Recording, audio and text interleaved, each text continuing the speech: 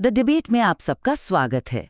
आज हम भारतीय दर्शन के दो बहुत ही ऊंचे शिखरों पर नजर डालने वाले हैं, अष्टावक्र गीता और भगवत गीता। ये दोनों ही ग्रंथ मुक्ति की बात करते हैं, पर इनके रास्ते और इनकी आवाज बिल्कुल अलग है। बिल्कुल। और मुझे लगता है आज का जो सवाल है वो बहुत गहरा है। सवाल ये है कि क्या अष्टावक्र गीता सत्य तक पहुंचने का एक ज्यादा शुद्ध, ज्यादा सीधा और बिना किसी समझौते वाला रास्ता है, या फिर कृष्ण की गीता का जो सबको साथ लेके चलने वाला एक बहुआयामी नजरिया है, वो उसे दुनिया के लिए ज्यादा असरदार और व्यावहारिक बनाता है?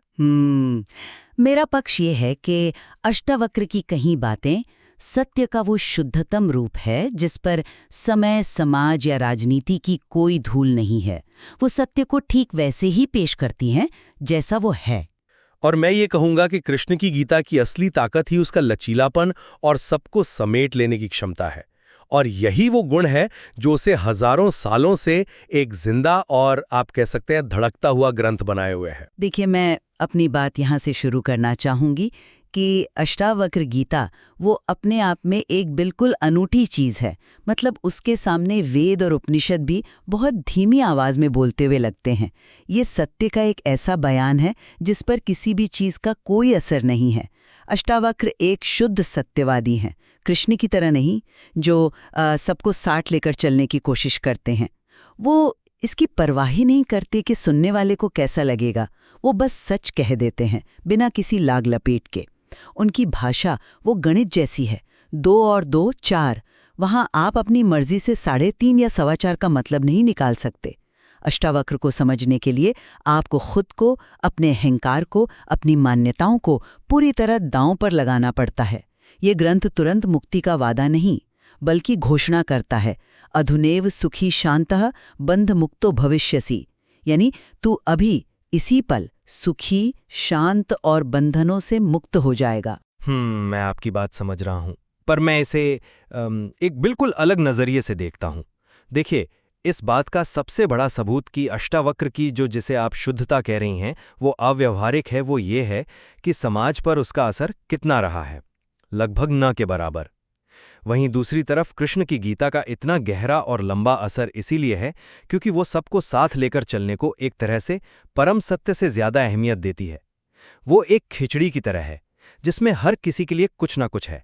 जो भक्ति करना चाहता है उसे भक्ति का रास्ता मिलता है, जो कर्म करना चाहता है उसे कर्मयोग मिलता है, और जो ज्ञान की तलाश में है उसे ज्ञान योग। हर कोई उसमें अपना सहारा ढूंढ लेता है, और मेरे हिसाब से यही उसकी सबसे बड़ी कामयाबी है। कृष्ण वो एक बहुत कुशल राजनीतिज्ञ थे।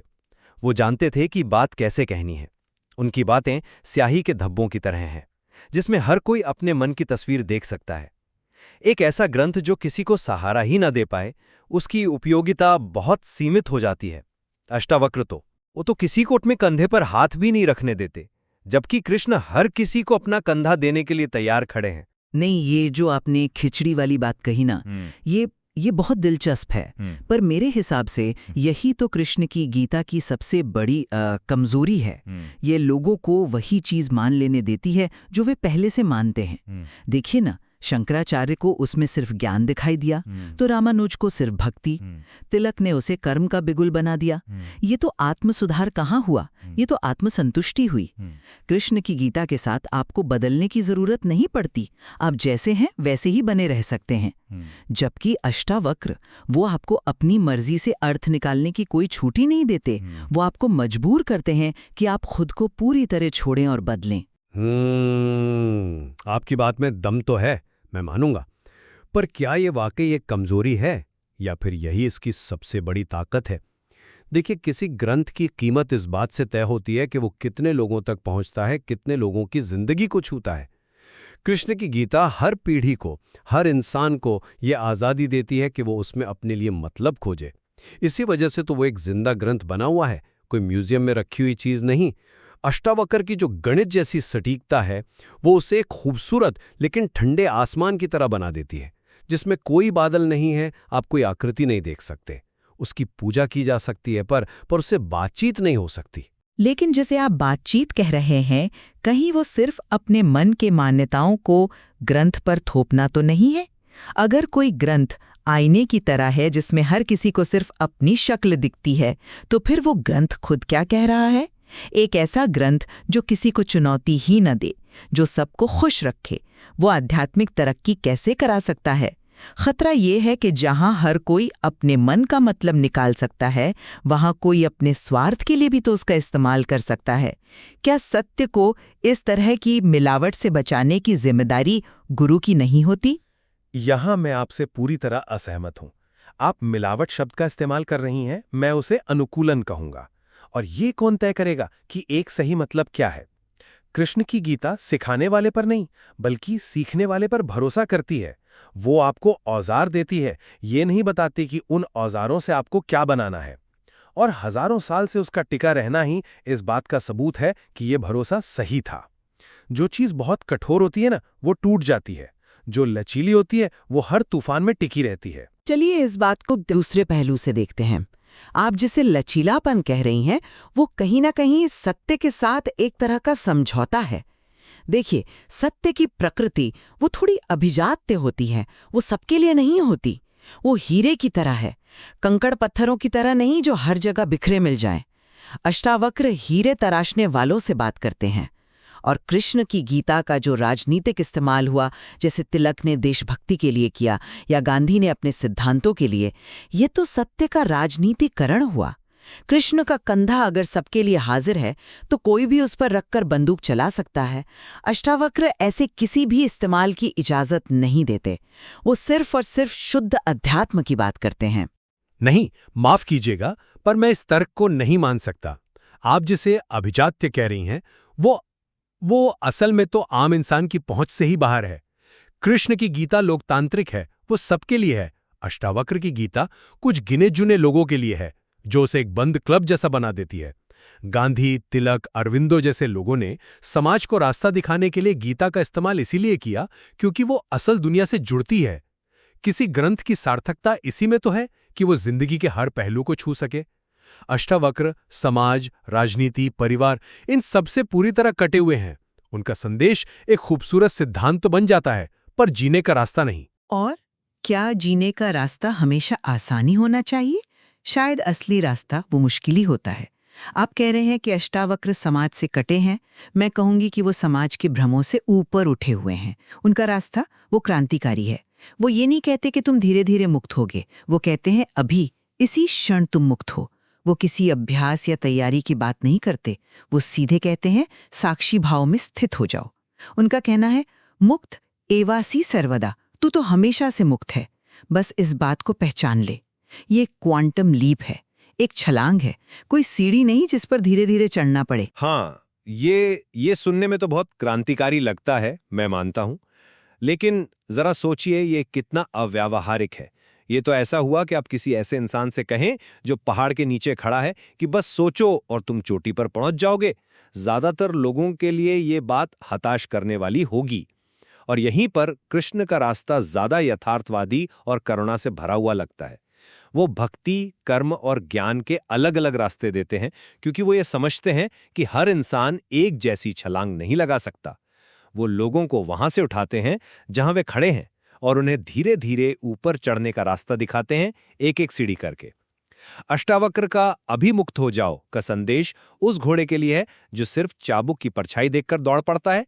लेकिन ज्यादातर घोड़े ऐसे नहीं होते, उन्हें सहारे की जरूरत पड़ती है। लेकिन क्या यही सहारा ही सबसे बड़ी बाधा नहीं बन जाता?